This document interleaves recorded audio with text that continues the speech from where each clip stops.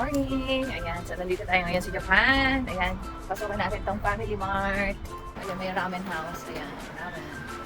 Let's get inside. Okay, pagkain. Masarap ang pagkain. So, ayun sa akin.